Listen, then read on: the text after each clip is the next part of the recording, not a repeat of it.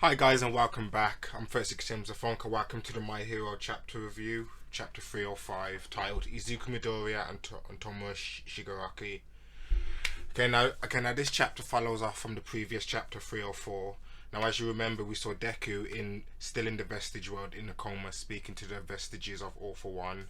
Now this continues with Nana Shimura's question from the previous chapter, and she asked Deku, "Tell me, can you kill Tomura Shigaraki?" And Deku, his reaction, he's just stood there. He's just that's it. That's his reaction.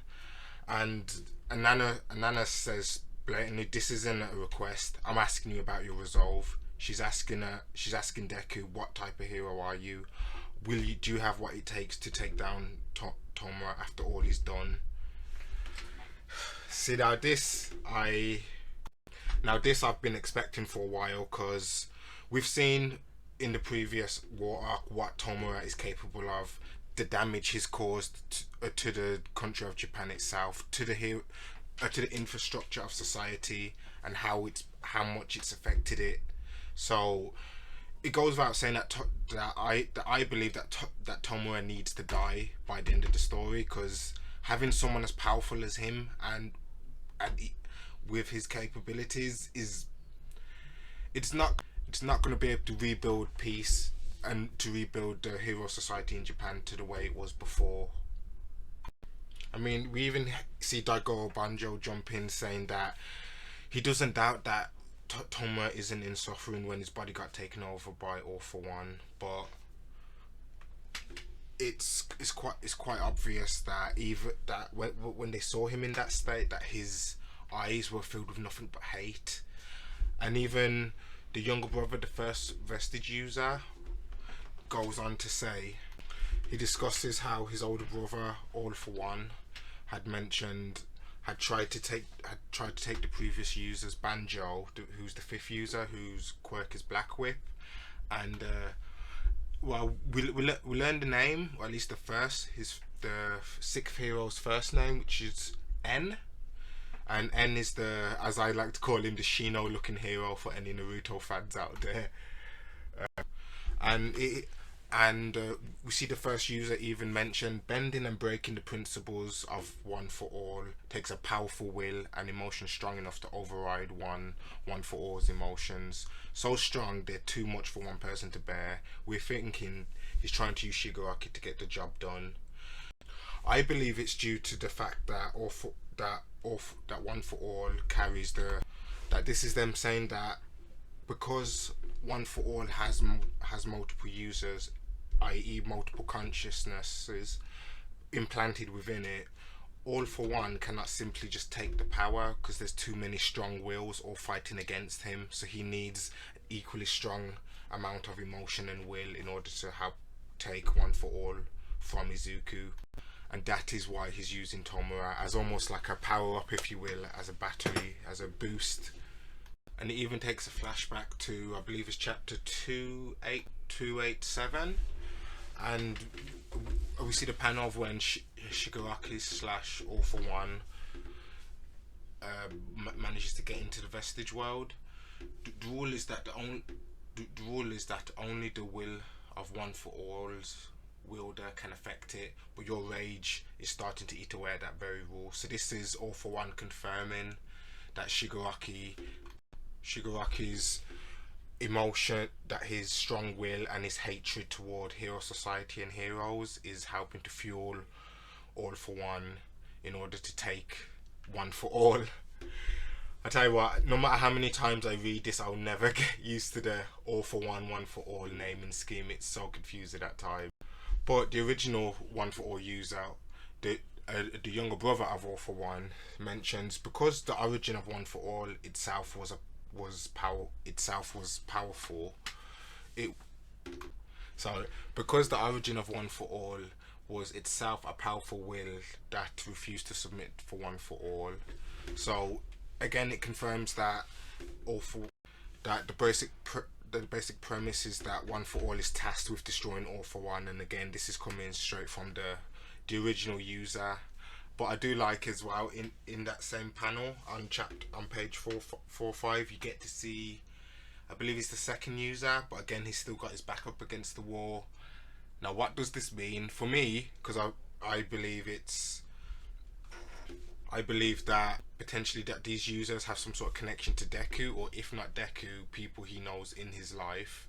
So maybe the previous users are relations of his classmates or potentially other heroes he's come across. But because we do see later on in the same chapter that we see a close-up shots of them, but it is the back. Now, the one user who I originally thought was Kirishima, or someone who looked a lot like him, when you look closer, we see engines protruding on his neck. So that makes me think that this person potentially is related to the Tenya Ida, the Ida bloodline. So that could mean Deku could maybe inherit Engine as a future Quirk, because throughout the series we've never seen anyone else with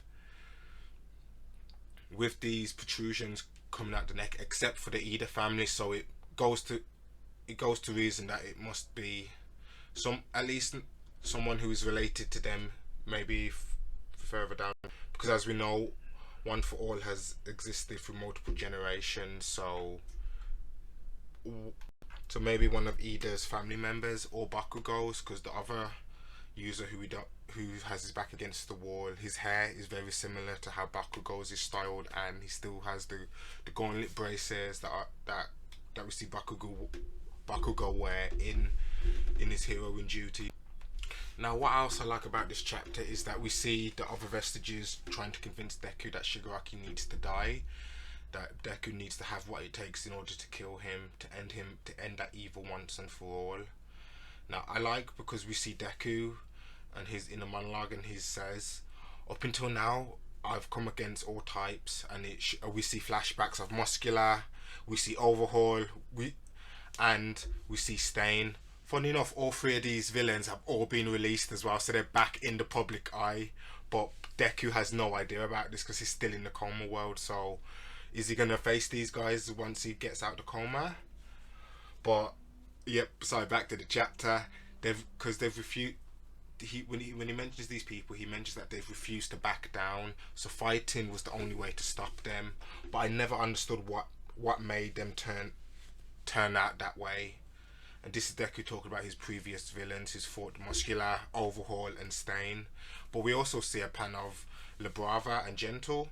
If I had maybe things would have worked out differently. So this is him maybe trying to talk to the villains, which I don't like because there's going to be a lot of comparisons drawn to that and Naruto and the whole talk no jutsu thing. I hope that's not what Hirokoshi's gonna go for, because for me I feel like it may sully the series in certain respects. But as well, Deku says, oh, who knows, maybe I still would have had to have fought them anyway, which, I mean, you're in a shonen manga, so yeah, you're gonna have to fight them. Talking only works only again, unless you're Naruto. But continue with it says Shigaraki's killed so many people, he's hurt people near and dear to me, and yet One for All is a power meant for saving and not killing. Again, this is all Deku speaking.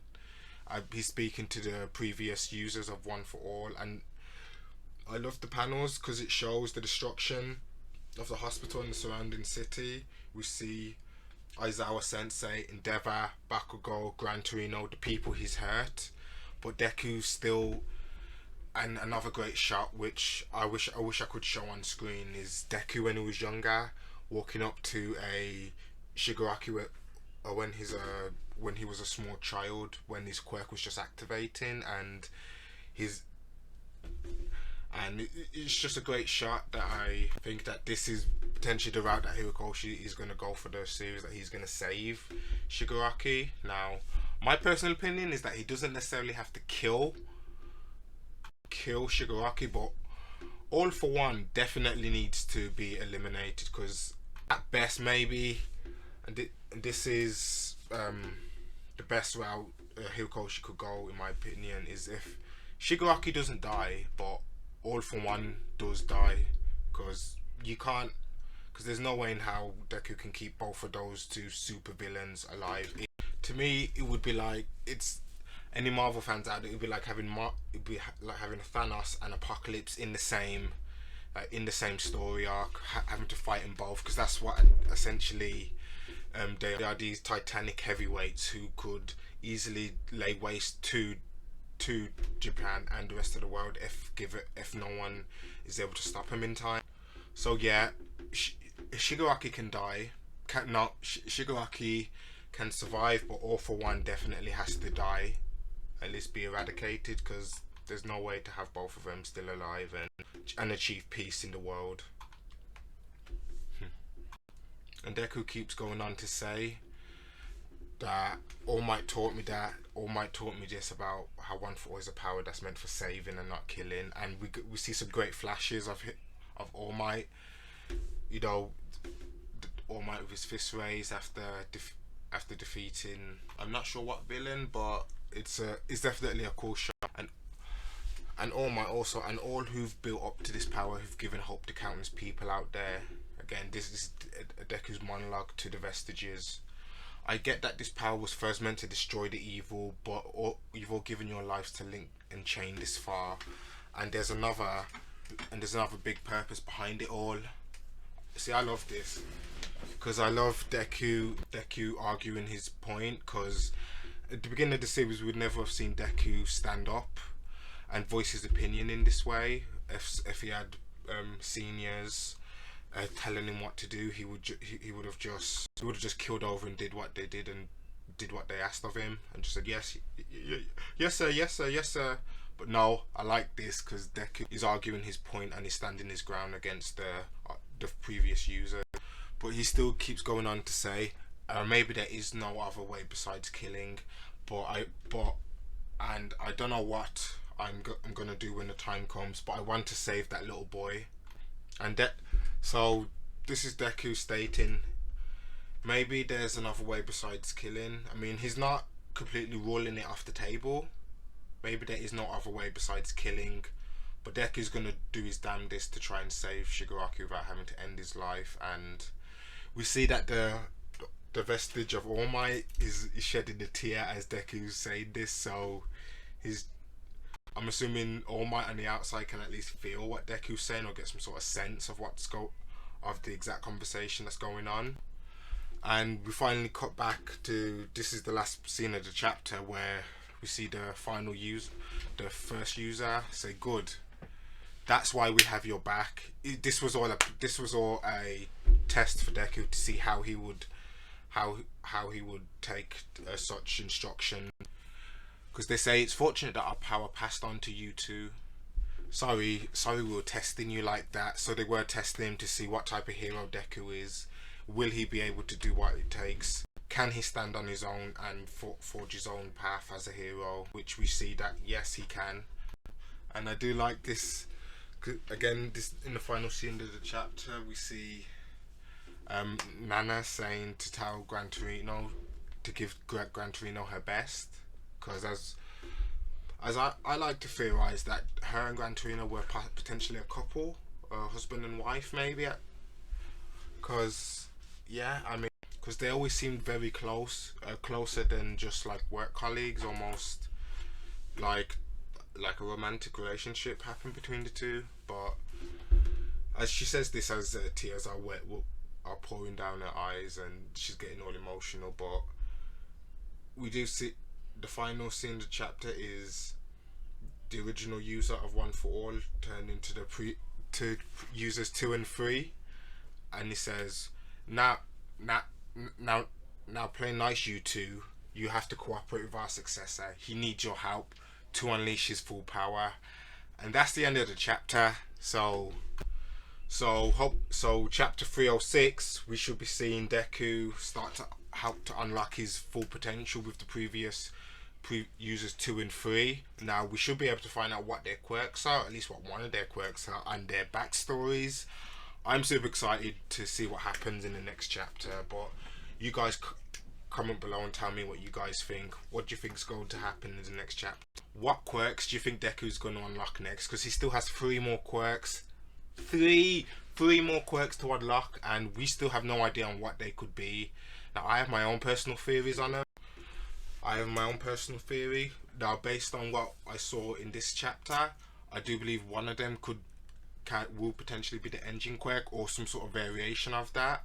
Because as we know, engines not only are they related to speed and going fast, but also producing energy. Maybe it's not an engine quirk, but a generator quirk, so some sort of energy, produce some energy or stamina, a manipulation quirk where this can give a Deku increased stamina.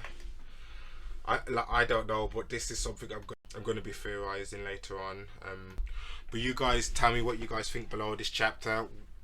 What powers do you think Deku is going to unlock next, and do you think he's going to be able to save Shigaraki without having to kill him? I mean, like, comment, subscribe, guys, and I'll see you guys in the next one. This is 36 Gems of Funk. Keep it fresh and keep it funky. Bye.